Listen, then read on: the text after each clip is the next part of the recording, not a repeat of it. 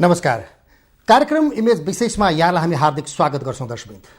दर्शकवृन्द, संसदले कालापानी, लिपुलेख र लिम्पियाधुरा सहितको नक्सा संसदले जारी गरेपछि, पारित गरेपछि अब भूमि फिर्ता यसको मुख्य विषय हो दर्शकवृन्द। र त्यसैगरी यही महिनाको 16 गतेभित्र अमेरिकन मिलेनियम च्यालेन्ज MCC पारित गर्ने या खारेज गर्नुपर्नेछ। आज यो विषयमा पनि हामी कुराकानी गर्नेछौँ। अहिले युवाहरूको आन्दोलन, सरकार विरुद्धको आन्दोलन जारी छ दर्शकवृन्द। यसमा नेपाली कांग्रेसले पनि सडक सङ्घर्ष सुरु गरेको छ। र दर्शकवृन्द, अहिले लकडाउन सरकारले खोलेको छ, खुकुलो बनाएको छ भनेको छ।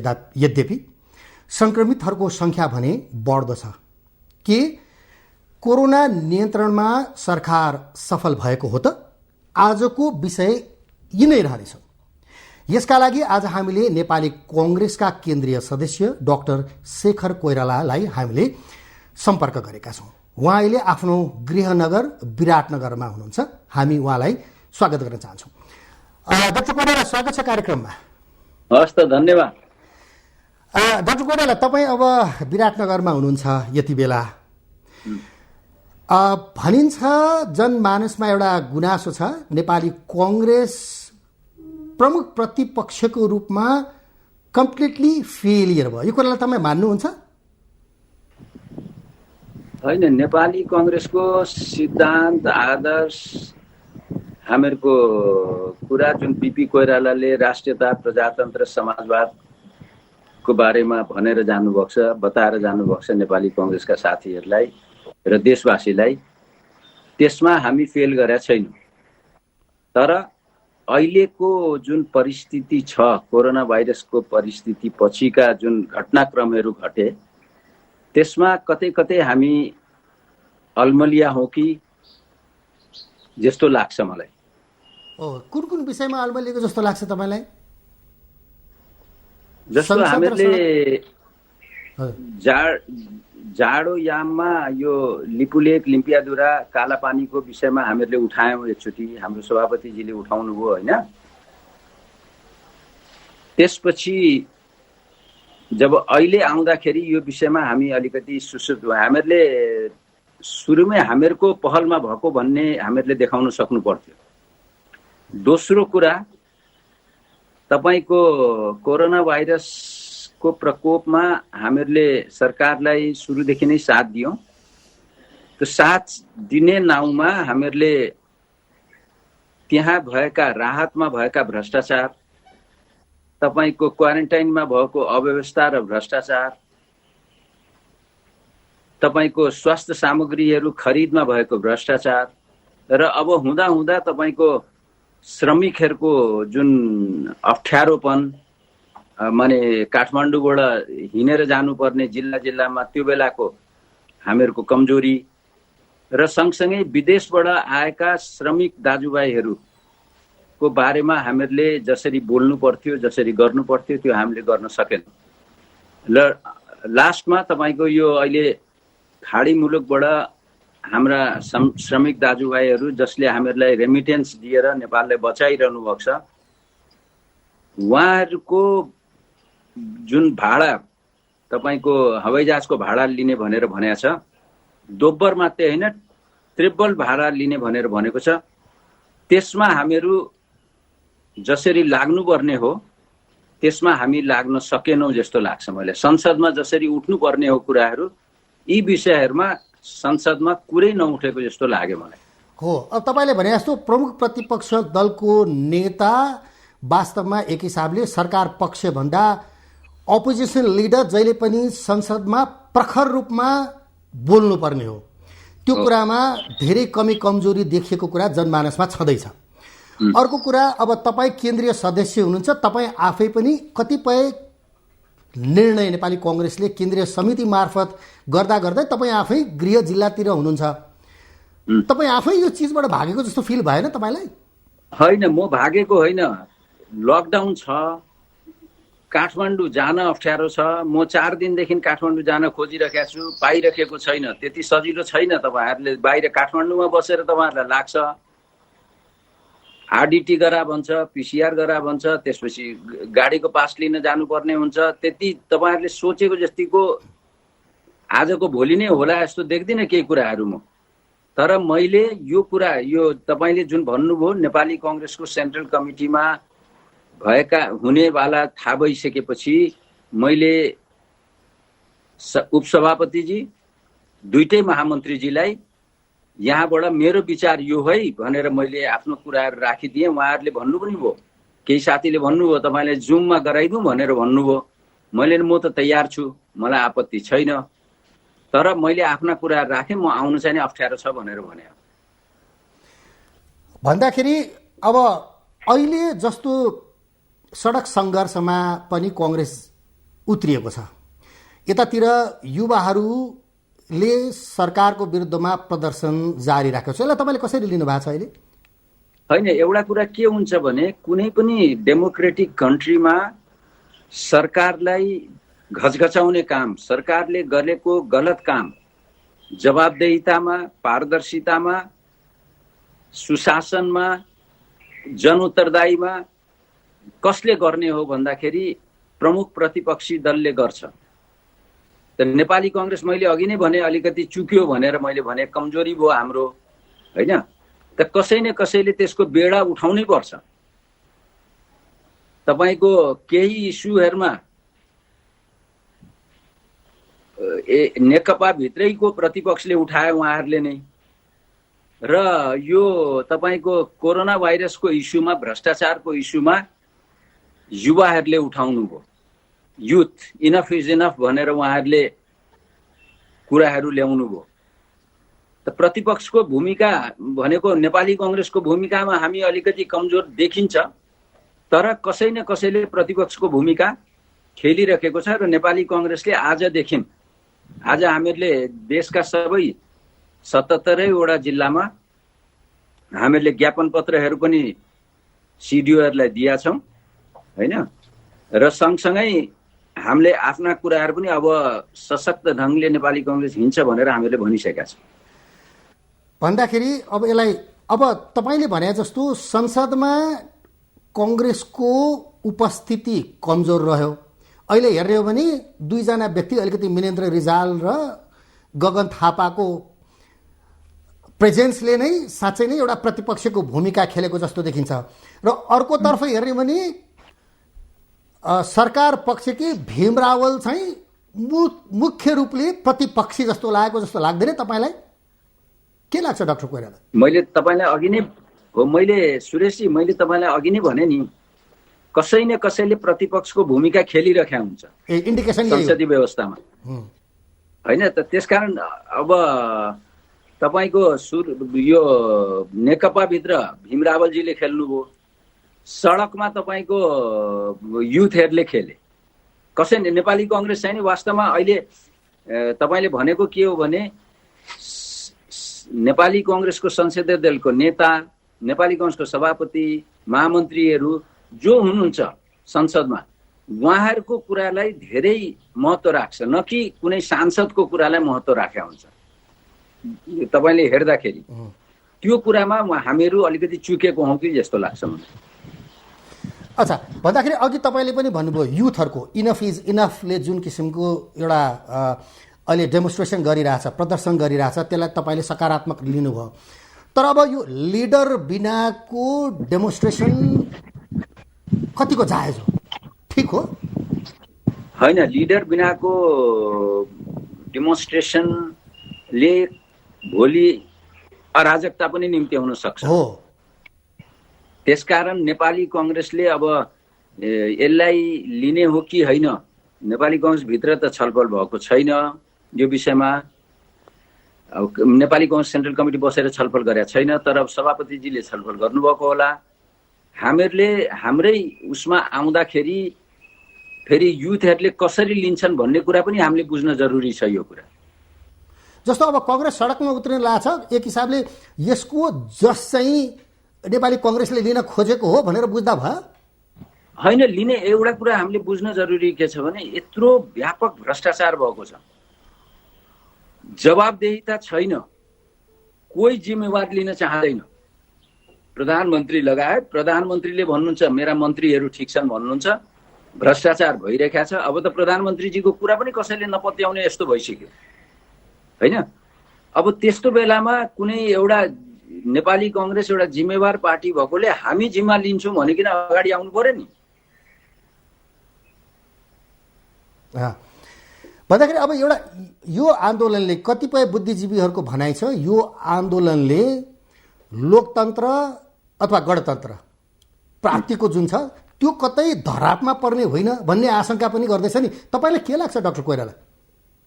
होइन, त्यो त अब जसले हामीहरूले आन्दोलनमा होमियौँ भने, यो आन्दोलन मैले भने युथहरूको आन्दोलन सरकारलाई सही ट्र्याकमा ल्याउनको लागि मात्रै हो, उहाँहरूले राजनीति गर्न खोजेको होइन। नम्बर 1 त्यो क्लियर हुनु पर्यो। हामीहरू कुनै पोलिटिकल पार्टिजले यसलाई ओन गरेको पनि देखिँदैन।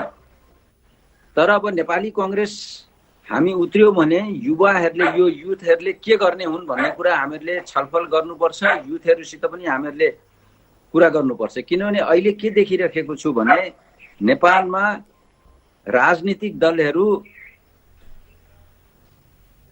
गौण हुन थालेको जस्तो आभास भइरहेको छ।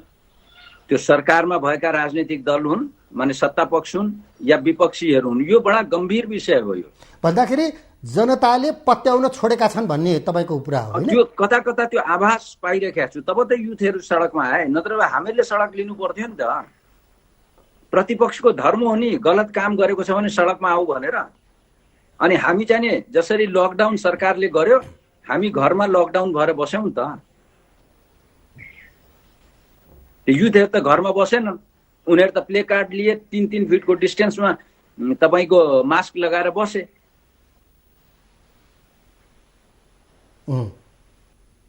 भन्दाखेरि अब उनीहरूको जुन किसिमको डेमोन्स्ट्रेसन पनि थियो, एउटा विगतमा देखिएको जुन अराजक प्रदर्शन भन्दा छुट्टै थियो होइन। यो सकारात्मक पक्ष हो। उनीहरूले एकदमै माने त्यो आई एप्रिसिएट, किनभने एकदमै तपाईँको उसमा डिसिप्लिन वेमा उनीहरूले काम गरेका छन्, विरोध जनाएका छन्, प्ले कार्ड देखाएर बोलेका छन्, कुरा राखेका छन्, मुखमा पट्टी लगाएका छन्, मास्क लगाएका छन् होइन। 3 फिटको डिस्टेन्समा बसेपछि त्योभन्दा के गर्न सक्छ? त्यही पनि पुलिस चाहिने तपाईँको डन्डा हान्छ, तपाईँको यो पानीको फोहरा छोड्छ, अश्रु ग्यास छोड्छ। मैले त अस्ति ट्विट पनि गरेँ, पुलिसहरूलाई आग्रह गरेँ तपाईँहरू नगर्नुहोस्।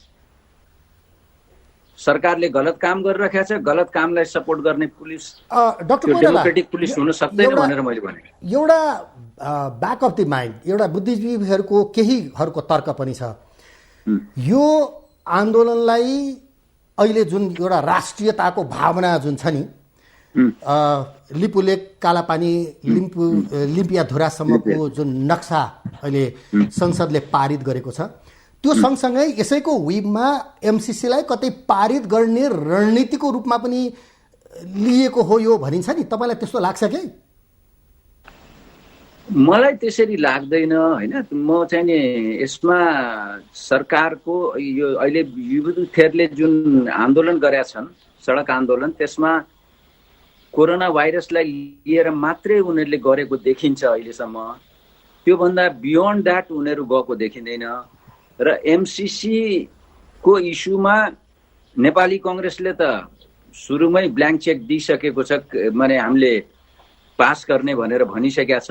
ठिक छ, यो विषयमा म तपाईँसँग फेरि कुरा गर्छु, आउँदैछु म। अब जस्तो अहिले एमसीसी को विषयमा तपाईँसँग तर्क हुन बाँकी नै छ, तपाईँलाई प्रश्न राख्छु म। अब अलिकति कोरोनातिर तपाईँले कुरा गर्दै हुनुहुन्थ्यो कि तपाईँ आफै डक्टर पनि हो। अब एक हिसाबले काठमाडौँमा विराटनगरको अवस्था के छ म जान्दिनँ, तपाईँलाई थाहा होला। काठमाडौँको अवस्था बिस्तारै एउटा सामान्यकरणतर्फ गइरहेको देखिन्छ। लकडाउन केही हदसम्म हटाएको पनि छ, यद्यपि खुकुलो पारिएको छ भनिएको छ। सङ्क्रमितहरू अलिअलि बढ्दो अवस्थामा देखिएको छ होइन। भन्दाखेरि तपाईँलाई लाग्छ अब हामीले कोरोना जित्यौँ, सरकार सफल भयो भनेर मान्न सकिन्छ अहिले? होइन होइन, अहिले कोरोना जित्यौँ भन्ने त कल्पनै नगरौँ। हामीहरूले जम्मा दिनको 1200-1300 टेस्ट मात्रै गर्न थालेछ।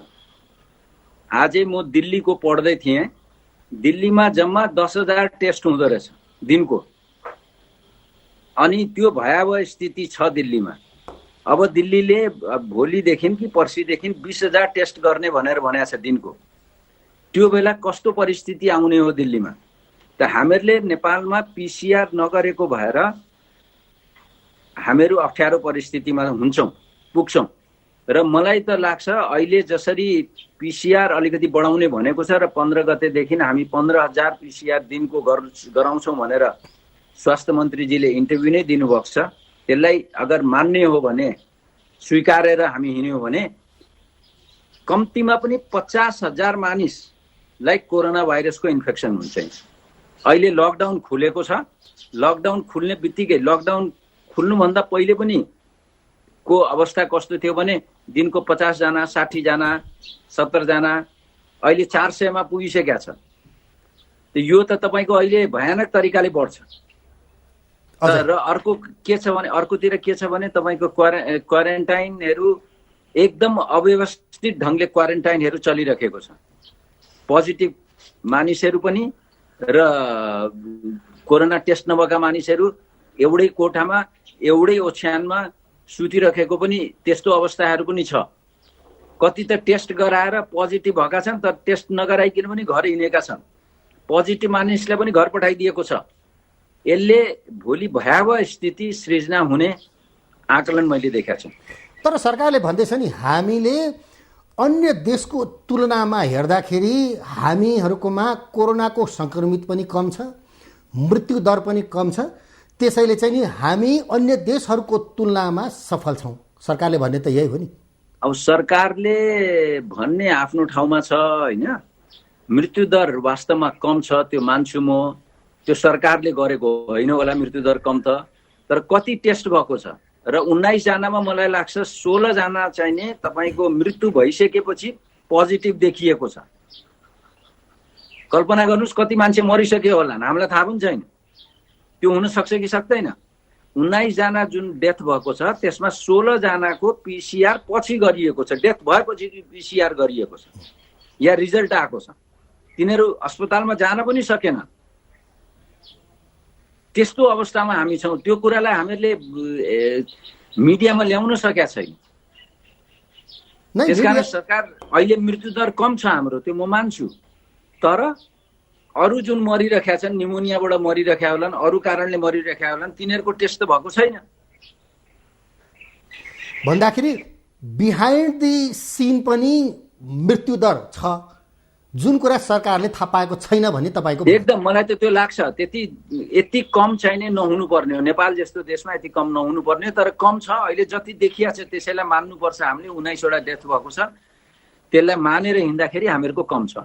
जस्तो कि अब सरकारले एउटा कुरा भन्ने गरेको छ कि अब हाम्रो खुला बर्डर, ओपन बर्डरको कारणले जुन रूपमा हामीले एक्सपेक्टेसन गरेका थियौँ त्योभन्दा धेरै मात्रामा आएको हुनाले अघि तपाईँले भन्नुभयो नि, एउटै ठाउँमा कोरोना टेस्ट भएका पनि बस्या छन्, कोरोना टेस्ट नभएका पनि बस्या छन्, सङ्क्रमित पनि बस्या छन्, सङ्क्रमित नभएका पनि बस्या छन्, कोही घरमा सुत्न गएका छन्, राति फर्केर फेरि राति बस्न आएका छन्।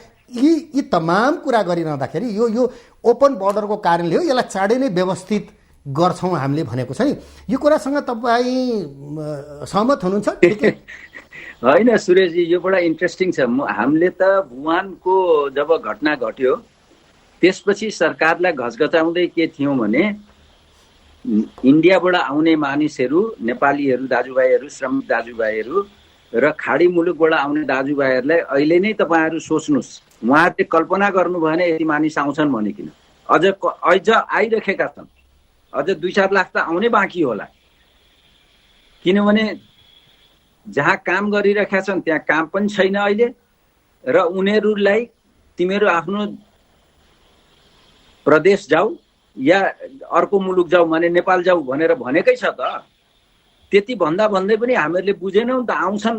कल्पनै नगर्नु त, त्योभन्दा सरकारको गल्ती के हुन सक्छ भन्नुहोस् त। अहिले सरकार आएर खाडी मुलुकका मानिसहरूलाई तपाईँहरू तेब्बर पैसा तिर्नुहोस् अनि आउनुहोस् भनेर भन्दै हुनुहुन्छ। तपाईँको उनीहरूको पैसा त त्यही सकिसक्यो। 3 महिनाको कोरोनाको यो क्वारेन्टाइनमा बस्दाखेरि उनीहरूले कमाएको पैसा। अब त्यो उनीहरूले दोब्बर तेब्बर पैसा तिरेर यहाँ आएर त्यो पनि क्वारेन्टाइनमा बस्दाखेरि पनि पैसा लिने भनिसकेपछि कसरी सम्भव होला भन्नुहोस् त? कसरी सरकारले सोचेको होला? कति गलत सोचेको होला सरकारले? अब यो अलिकति विकल्प भनौँ न, सरकारले चालेको हामीले गल्ती त औँल्यायौँ, तर यसका समाधान यो बाहेक भनौँ न, अब लकडाउन जुन गर्यो सरकारले, अब एउटा पिसिआर टेस्ट गर्ने होइन, शुक्रराज ट्रपिकल हस्पिटलमा मात्रै थियो, त्यो बढाउँदै लगेर विस्तार गरेर करिब 7वटै प्रदेशहरूमा पुर्याएको अवस्था छ। सरकारले काम त गरिरहेकै छ नि, होइन र? होइन, त्यो हिसाबले सरकार विकल्प त छैन कि सरकारसँग?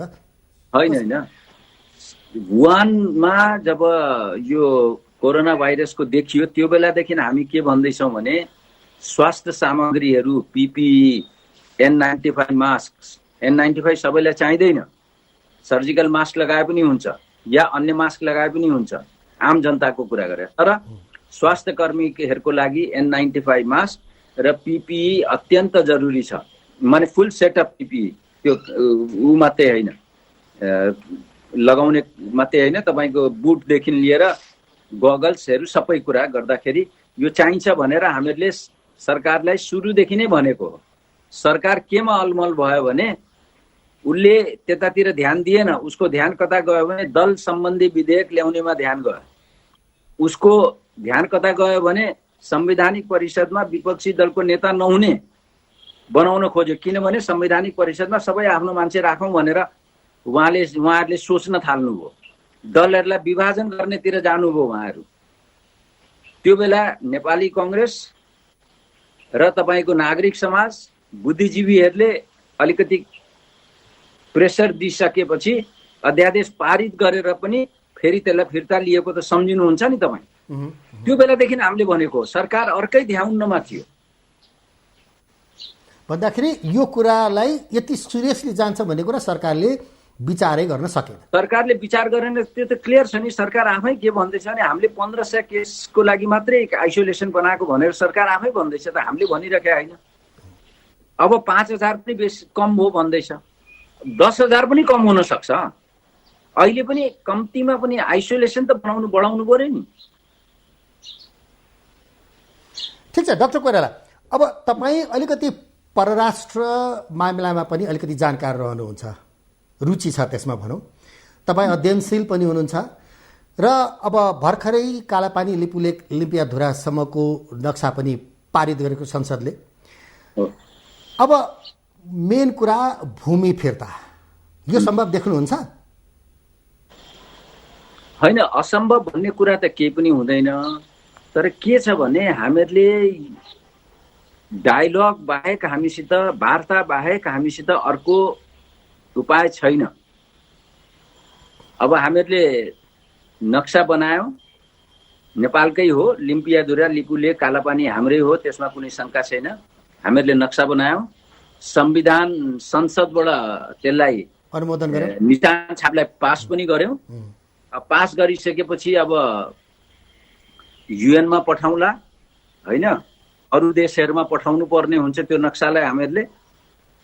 त्यसपछि तपाईँको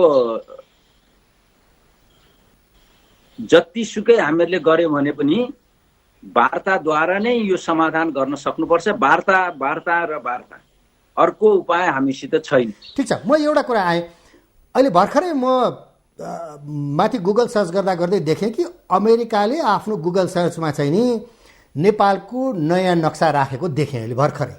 हो, यो एउटा राम्रो विषय होला। यद्यपि अब भारत र चाइनाले त राख्ने कुरा पनि भएको छैन, अहिलेसम्म राखेको छैन भनौँ न। र तपाईँ भनिरहनु भएको छ वार्ता, यो बाहेक विकल्प छैन, होइन डाक्टर कोइराला? जस्तो अब यो संसदले पास गर्दै गरेको अवस्थामा विदेश मन्त्रालयको प्रवक्ताले यसलाई ठाडै अस्वीकार गरे, यसलाई अमान्य भने, होइन? अब यस्तोमा वार्ता कसरी सम्भव होला? होइन, कसरी सम्भव हुन्छ भन्ने कुरा होइन, सम्भव बनाउने काम त हामीहरूको हो नि। हामीहरूले वार्ताको पहल गरि पनि राखेका छ, प्रधानमन्त्रीजीले पनि भनिरहनु भएको छ। उहाँहरूले पनि वार्ता गर्दिन भनेर भने होइन भारतले पनि, तर कहीँ न कहीँ त्यो क्लिक नभएको हो कि या वार्ता नचाहेको हो कि वाट एभर इट इज, मेरो चाहिँ नि विनम्र आग्रह अहिले पनि म भन्दैछु, आज तपाईँको टेलिभिजन मार्फत पनि यो मेसेज जाओस्। Nepali Congress extreme rightist party पनि होइन, एक्सट्रिम लेफ्टिस्ट पार्टी पनि होइन, हामी सेन्ट्रिस्ट पार्टी हो र मोडरेट पार्टी हो। हाम्रो सभापतिले यसको पहल गरेर सरकार, दुईटै सरकारसित कुरा गरेर वार्ताको एउटा माहौल क्रिएट गर्न सक्नुपर्छ भन्ने मलाई लाग्छ। त्यो तर्फ तपाईको सभापति जानुभयो जस्तो लाग्छ? होइन, जानुपर्छ लाग्छ भन्ने कुरा होइन, वार्ता त गराउनु पर्यो नि, कसै न कसैले त लिनु पर्यो नि, म लिन्छु भनेर भन्नु पर्यो नि, मेरो जिम्मा हो भन्नु पर्यो नि।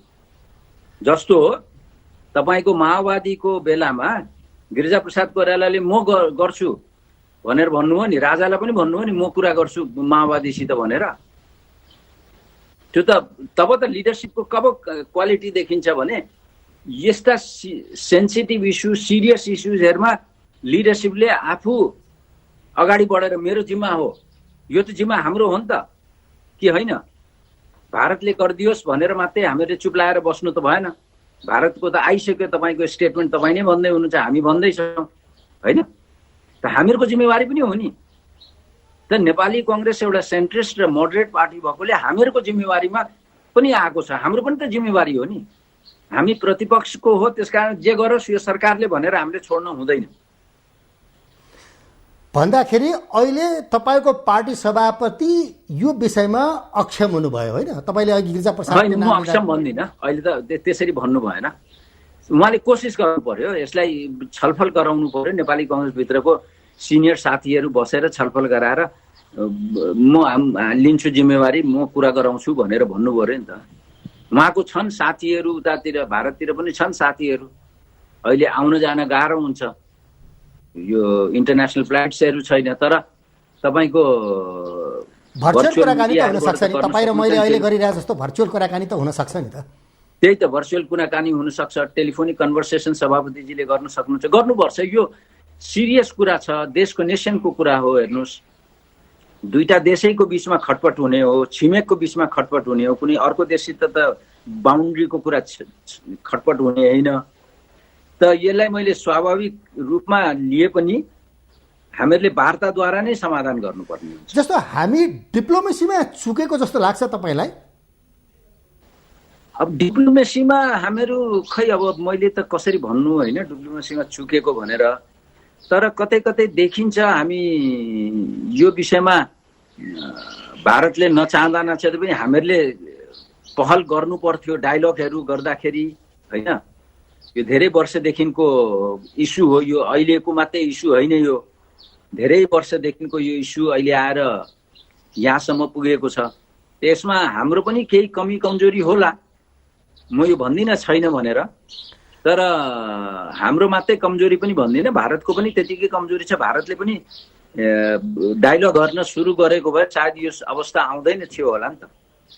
जस्तो कोइराला, अब तपाईँ भारतीय नेताहरूसँग पनि, होइन, पहिलादेखि नै चन्द्रशेखरको टाइमदेखि नै म सम्झिन्छु तपाईँहरूको धेरै निकटता छ भारतीय नेताहरूसँग, होइन? अब अहिले आएर गृहमन्त्री राजनाथ सिंहले हिजो मात्रै एउटा वक्तव्य दिनुभयो, एउटा र्यालीलाई सम्बोधन गर्नुभयो, यो डायलग नै हो, नेपाल र भारतसँगको रोटी बेटीको सम्बन्ध छ भनिएको छ। डाक्टर करण सिंहको फेरि अर्को विज्ञप्ति आएको छ, त्यसमा दुवैको तपाईँले भने जस्तो उहाँले भारतीय प्रधानमन्त्री नरेन्द्र मोदी र हाम्रो प्रधानमन्त्री दुवैको दोष अहिले तपाईँले भने जस्तै देखिएको छ, होइन? अब यो स्थितिमा भारतमा चाहिँ नि यो के हो, ब्युरोक्रेसी चाहिँ राजनीतिभन्दा हाबी भएको हो भन्ने कुरा मान्न सकिन्छ? त्यो कुरा के लाग्छ तपाईँलाई?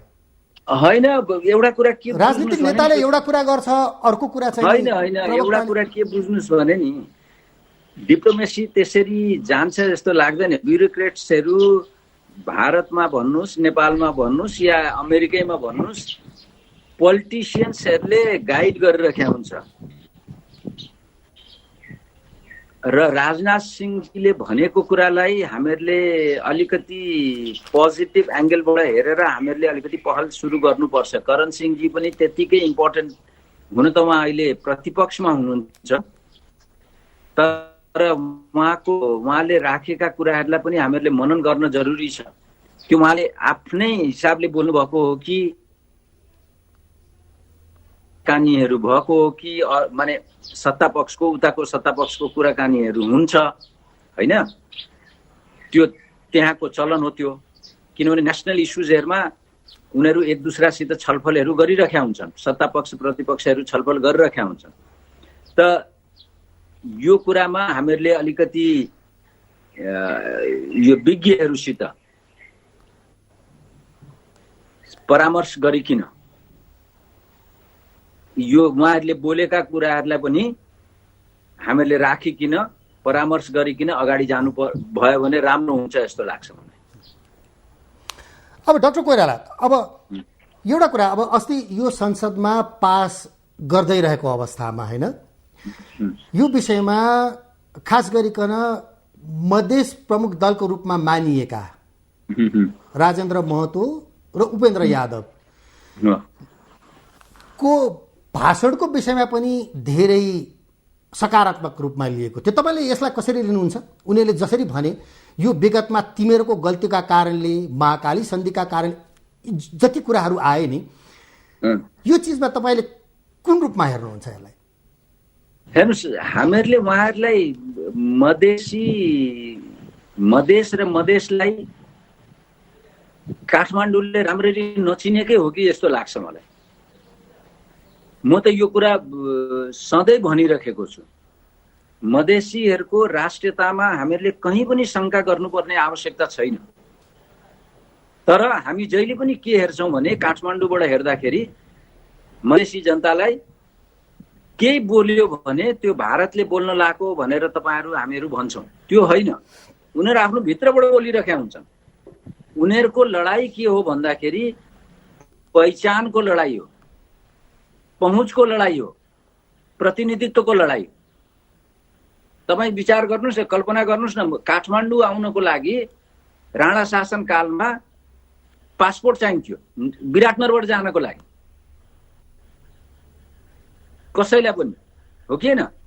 त्यो मानसिकताबाट हामी अझ पनि माथि निस्किन सकिरहेको छैन। त्यो कुरा हामीहरूले अन्डरस्ट्यान्ड गर्नुपर्ने आवश्यकता छ।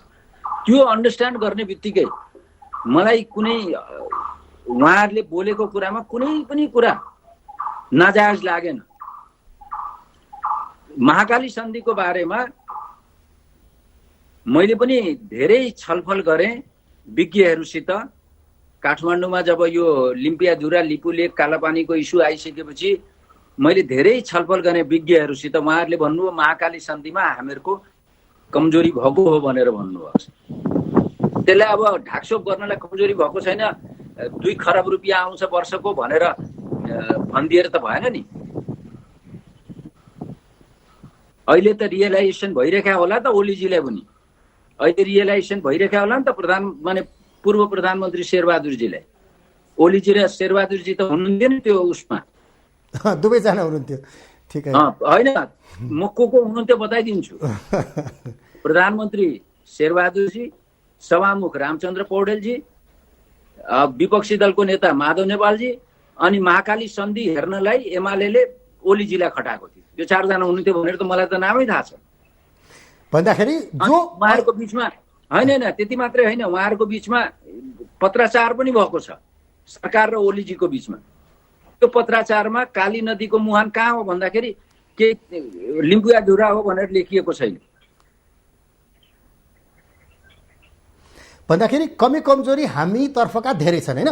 जस्तो अब एउटा कुरा पनि आएको छ नि, धेरै छन् भन्ने कुरा त देखियो नि त। देखियो अहिले जस्तो भर्खरै अब भनौँ यो पास गर्दै गरेको अवस्थामा, यो नक्सा जारी भएर पास हुने स्थितिको अवस्थामा अब यो प्रमाण सङ्कलनको लागि भनेर एउटा जुन समिति गठन गरियो, यसको पछाडिका उद्देश्य के हुन्छन् डाक्टर कोइराला?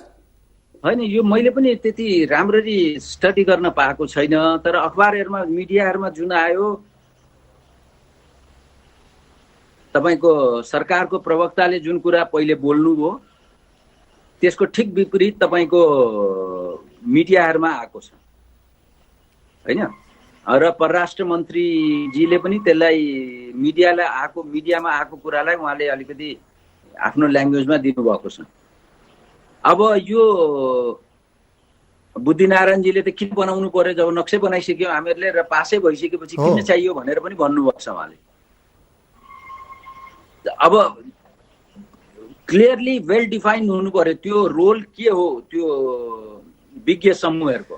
एकदम भने नेपालको एक्सपर्ट्सहरू हुनुहुन्छ, हरेक विधामा एक्सपर्ट्स भएको मानिसहरू हुनुहुन्छ, उहाँहरूले के नयाँ कुरा दिन सक्नुहुन्छ मैले बुझ्न सकेको छैन। भन्दाखेरि त्यही तपाईँले भने जस्तो क्लियर कुरा आएन, समिति गठन गरियो भन्ने कुराको जानकारी भयो, प्रमाण सङ्कलनको लागि होइन, उहाँहरू त अफिस लिएर होमवर्कै गर्न सुरु गरिसक्नु। के होमवर्क गर्ने त्यो त थाहा हुनु पर्यो नि नेपाली जनतालाई।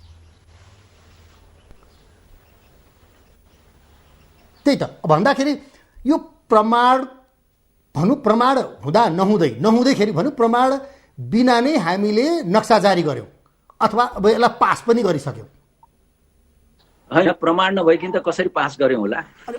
नत्र त यो समिति गठन गर्नुपर्ने कुरा हो। यही हो यो यस्ता यो सानो कन्फ्युजन होइन कि यो this is a big confusion. चारैतिर यो कन्फ्युजन छ। यस्ता कुराहरूले हामी जस्ता मानिसहरूलाई, नेपाली जनतालाई सरकारले आश्वस्त पार्न सक्दैन अनि अप्ठ्यारो परिस्थितिमा सरकार पर्छ। होइन, कतै यो सबैको सिनेरियोको ब्याकमा अब म एमसिसीतिर आउन लाग्यो, तपाईँ अघि एमसिसीतिर लग्दै हुनुहुन्थ्यो कुरालाई। यो पछाडिका यत्रा कुरा गरुन्जेलसम्म पनि कतै एमसिसी पारित गरिने अथवा साँच्चै यो कतै इन्टरनेसनल फोर्सको कारणले यतिका चिजहरू भइरहेछ। अहिले पनि भने कि गुगलको नक्सामा यसलाई चाँडै नै अमेरिकाले यति छिटै अनुमोदन, जबकि होइन लालमोहर लाग्न पनि बाँकी छ राष्ट्रपतिबाट, यति छिटै अनुमोदन हुनुका पछाडि तपाईँले के देख्नुहुन्छ? होइन, तपाईँले भन्न खोजे होला एमसिसी पास गराउनको लागि अमेरिकाले पास गराउन तपाईँले भन्न खोजे त्यो होला जस्तो लाग्यो मलाई। होइन, अब त्यो त म भन्न सक्दिनँ, तर एमसिसीको कन्टेक्स्टमा नेपाली कङ्ग्रेसको सभापति जुन बेला प्रधानमन्त्री हुनुहुन्थ्यो र ज्ञानेन्द्र बहादुर कार्की हाम्रो अर्थमन्त्री हुनुहुन्थ्यो त्यो बेला, उहाँहरूले एमसिसीमा एग्रिमेन्ट गरेको हो। त्यसका उहाँहरूले केही बुझ्नु भएको होला र नै त्यसलाई एक्सेप्ट गरेको होला र नेपाली कङ्ग्रेसले त्यसलाई माने संसदमा पास हामी भोट दिनुपर्छ भन्ने कुरा पनि भनिसकेका छ। नेपाली कङ्ग्रेसभित्र चाहिँ नि छलफल हुन सकेका छैन यो विषयमा। तर अहिले जुन तपाईँको मिडियामा र खास गरिकन नेकपा भित्र यसको विवाद चाहिँ नै नेकपा भित्रको विवादले गर्दाखेरि यहाँसम्म आएको, नत्र भए त यो त्यसै पास भइसक्या हुन्थ्यो नि त। दोस्रो कुरा के भने तपाईँ यसै हेर्नुहोस्, एमसिसी को कुरालाई म महाकाली सन्धिसित जोड्छु। महाकाली सन्धि पास हुँदाखेरि नेकपामा दुईटा धार थियो, एउटा धार पास गर्न हुन्छ, एउटा धार पास गर्न हुँदैन भन्ने थियो। अहिले पनि त्यस्तै छ। नेकपा भित्र तपाईको एउटा धार एमसिसीमा पास गर्नुपर्छ भन्ने ओलीजी एन्ड हिज ग्रुप र एउटा ग्रुप तपाईको जसलाई भीम रावलजीले लिड गर्नुभएको छ, जसलाई प्रचण्डजीहरूले पनि त्यतिकै सपोर्ट गरेर देख्छु म। झलनाथ र माधवजीको पनि सपोर्ट छँदैछ। उहाँहरूको पनि सपोर्ट देख्छु म। त त्यो उहाँहरूको बिचको लडाई हो यो। यसमा इन्टरनेसनल ऊ पनि हुन सक्छ होइन, छ नै होला होइन। त्यो कुरा कुनै दिन हामी बसेर तपाईसित बसेर बेग्लै छलफल गरौँला। इन्टरनेसनल डाइमेन्सन्सहरू पनि हुन्छ यस्तोमा, स्वाभाविक हो। तर हामीहरूले एमसिसी को त्यो अनुदान लिने कि नलिने भन्नेमा चाहिँ मेरो आफ्नो ओपिनियन के छ, हामीहरूलाई त्यसबाट फाइदा छ, त्यसमा डाउट छैन होइन। हामीहरूको स्वार्थ प्रतिकूल छ कि अनुकूल छ भन्ने कुरा हामीहरूले हेर्नु पर्यो। अनुकूल छ भने लिने, प्रतिकूल छ भने नलिने हो। के छ त तपाईँको विचारमा के छ? अब एक हिसाबले हेर्ने हो भने सरकार पक्षको, अघि तपाईँले भीम रावलदेखि प्रचण्डदेखि झलनाथदेखि माधव नेपालसम्मको कुरा गर्नुभयो, त्यो भित्रै यत्रो विवाद देखिन्छ भने नेपाली कङ्ग्रेसलाई चाहिँ एमसिसी पास गर्न यति हतारो किन छ? हो, अब यही छ। नेपाली कङ्ग्रेसले जुन बेला चुप लागेर यति मात्रै भनिदिएको भए हुन्थ्यो, हामीहरू तपाईँको एमसिसी तपाईँहरू ल्याउनु संसदमा, हामी भोट हालिदिन्छौँ तपाईँहरूको फेभरमा भनेर भनेको भए हुन्थ्यो। हामीहरू अगाडि बढेर एकदम एक स्टेप अगाडि बढेर आजै पास गरौँ भोलि पास गरौँ भनेर हामी भन्दैछौँ, त्यो भन्ने जरुरत थिएन। अब यहाँ विवाद कहाँ छ भने विवाद हामीहरूले निम्त्याएको होइन, विवाद अमेरिकन एम्बेसीले नै निम्त्याएको भन्ने मलाई लाग्छ। त्यो कसरी भने MCC is a part of IPS Indo Pacific strategy भनेर अमेरिकनहरूले नै पहिले भने होइन। दोस्रो कुरा MCC is not a part of Indo Pacific strategy भनेर भने, त्यो हामीले भन्यौँ। अब हामीहरू के गर्ने, हामीहरूले कसरी थाहा पाउने? त्यो सबैजनाले नेपाली जनताले हामी जस्ता मानिसले पनि त्यो हरेक एग्रिमेन्ट त पढेर बस्दैनौँ, हामीले त विश्वास गर्ने हो होइन। अब त्यो विश्वास गर्दाखेरि त्यसमा कुनै कम्पोनेन्ट आइपिएसको कम्पोनेन्टमा तपाईँको मिलिट्री कम्पोनेन्ट होला, आर्थिक कम्पोनेन्ट होला, अरू कम्पोनेन्ट होला, त्यो कुराहरूलाई हामीहरूले विचार गर्नु पर्यो। हाम्रो अनुकूल छ, नेपालको हित अनुकूल छ भने हामीहरूले लिने, हित अनुकूल छैन भने नलिने। डाक्टर कोइराला, अब मैले तपाईँलाई रोकेँ, माफी चाहन्छु। अनि अब तपाईँले भन्दाखेरि यसको अध्ययन कङ्ग्रेसले गरेर बाँकी नै छ एक हिसाबले, तर पनि पार्टी हामीले सभापति होइन सुरेशजी, म के भन्दैछु भने हाम्रो सभापतिजी प्रधानमन्त्री हुँदाखेरि एग्रिमेन्ट भएको हो, हामीहरू संसदमा टेबल होस्, टेबल माने छलफलमा आओस्, हामी यसलाई पास गर्छौँ होइन। नेपाली काङ्ग्रेसको त त्यही धारणा छ नि त हो। मिनेन्द्रजीले पनि मसँग यसरी नै कुरा गर्नुभएको थियो, यो तपाईँको जे राय छ त्यही कुरा यसरी नै बसेर कुरा गर्दाखेरि उहाँसँगले बोल्नु भएको थियो। तर तपाईँको सभापतिलाई चाहिँ यति छिटो हतारो किन भएको त बोल्नको लागि? होइन, मैले भने नि स्वार्थ के हो उहाँको? होइन, उहाँ सभापति हो, उहाँ प्रधानमन्त्री पनि हुनुहुन्थ्यो कुनै बेला, त्यो बेला उहाँले केही सोचेर सम्झेर बुझेर एग्रिमेन्ट गर्नुभएको होला, त्यसकारण उहाँले भनिरहनु भएको होला, त्यो हुन सक्छ। जस्तो यसलाई अन्यथा लिन हुँदैन। यो भित्रको बुदाहरू अघि तपाईँले भने जस्तो आइपिएस इन्डो पेसिफिक रणनीति अन्तर्गत यति डरलाग्दा छन्, हो तपाईँलाई के लाग्छ? होइन, इन्डो पेसिफिक स्ट्राटेजी अन्तर्गतका धेरै कुरा डरलाग्दा छन् यसमा होइन। मिलिट्री एक्जिस्टेन्सको कुरा छ, माने तपाईँको जोइन्ट उसमा छ, तर एउटा अर्को पनि डाइमेन्सन हामीले हेर्न जरुरी के छ भने जब तपाईँको पम्पियोले माने विदेश मन्त्री भनौँ न, अमेरिकाको विदेश मन्त्रीले हाम्रो परराष्ट्र मन्त्रीलाई अमेरिका बोलाउनु भयो र छलफल गर्नुभयो होइन। छलफल गरेर उहाँ जब नेपाल आएर नेपालको एयरपोर्टमा उहाँले जुन स्टेटमेन्ट दिनुभयो, गोलम टोलम स्टेटमेन्ट, म गोलम टोलमै भन्दैछु, के थियो त्यसमा? माने उहाँले हामी यो एमसिसीमा जाने हो तर यसमा कुनै आइपिएसको पार्ट छैन, केही छैन भन्ने हिसाबले उहाँले गोलम टोलम एन्सर दिनुभयो होइन। तर त्यही बेला स्टेट डिपार्टमेन्टले केही वक्तव्य निकालेको छ त्यही दिन, त्यही समयमा। त्यो समयमा उसको झलक के देखिन्छ भने आइपिएसको पार्ट हो भन्ने देखिन्छ। यसमा कतै न कतै केही न केही मिसिङ लिङ्क छ। यो अहिलेको सरकार र अमेरिकन सरकारको बिचमा कहीँ न कहीँ केही कुरा छ जो कि जनताले थाहा पाइरहेको छैन। यो कुरा थाहा पाउनु जरुरी छ जनताले। भन्दाखेरि अब एक हिसाबले हेर्ने हो भने हामीले यसमा भनौँ यो जलविद्युतको विषय र सडक विस्तारको विषयमा हामीले त्यो स्वीकार्न जरुरी छ। यो भित्रको बुदाहरूमा चाहिँ नि हामीले अध्ययन जरुरी छ भन्ने कुरा बुझौँ होइन? तपाईँको विचार त्यही नै हो? होइन, म त अझ के भन्छु भने एकचोटि अमेरिकन गभर्मेन्टसित पनि छलफल गरे भइहाल्यो नि, कुरा गरे भइहाल्यो होइन। यसको के कम्पोनेन्टहरू छ भन्ने कुरा हामीहरूले सबै कुरा एग्रिमेन्टको इच एन्ड एभ्री पार्ट त हामी पढेर बस्दैनौँ नि। हामीले त मिडियामा भएका कुराहरूलाई जोड्ने हो। हामीले हाम्रो सभापतिजीले गरेको एग्रिमेन्टलाई जोड्ने हो।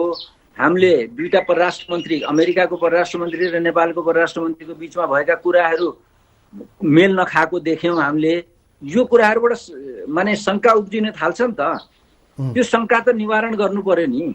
अमेरिकन गभर्मेन्टले नै तपाईँको it's a part of IPS भन्छ, अर्कोचोटि it's not a part of IPS भन्छ। यो कुराहरूलाई शङ्का निवारण गर्न किन अवेर गरेको हामीले भन्दाखेरि एक हिसाबले हामीलाई भनौँ डिप्लोमेसीमा हामी यति कमजोर रह्यौँ। अघि पनि कुरा आयो, फर्केर फेरि म डिप्लोमेसीको कुरामा आउँछु अलिकति, कि नक्सा जारी गऱ्यौँ, भारत रिसायो, एमसिसी पारित गरौँ, चाइना रिसाउने अवस्था आयो, पारित नगरौँ, अमेरिकन रिसाउने अवस्था आयो।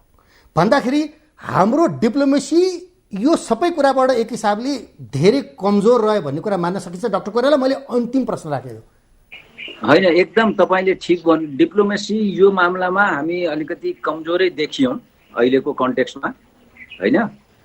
तपाईँको बिआरआईमा हामी गयौँ, खराब होइन, तर बिआरआईको कुन उसमा जाने हो, जस्तो मलाई I am not against BRI, के कुरा लिने हो, रेल लिने हो कि पानी जहाज लिने हो कि या अरू केही कुरा गर्ने हो, मेरो अर्कै छ बिआरआई। बिआरआईमा हामीहरूले लोन लिने हो, होइन। त्यो लोन हामीहरूले 4000 मेगावाटको इलेक्ट्रिसिटी जेनेरेट गर्नमा लगाएको भए हुन्थ्यो नि, अहिले यो ट्रान्समिसन लाइन पनि काम गर्थ्यो होला त त्यो बेला, त्यो पनि रिजर्भर भएको 4000 मेगावाटको लिया भए हुन्थ्यो होला, होइन। अरू कुराहरू गरेको हुन्थ्यो। रेलमा चाहिँ नि हामीलाई फाइदा हुँदैन अहिले। हामी economically we are not sound enough to pay the interest. Forget about the यो हामीहरूले लिएको मूलधन लिने फर्काउने त कुरा छोडिदिनुहोस्, त्यो इन्ट्रेस्ट फर्काउनु पनि हामीलाई गाह्रो हुन्छ। 6.5-7% त तिर्नुपर्ने हुन्छ इन्ट्रेस्ट। ब्याङ्कबाट लिने हो नि त, एक्जिट ब्याङ्कबाट लिने होला नि त उनीहरूको।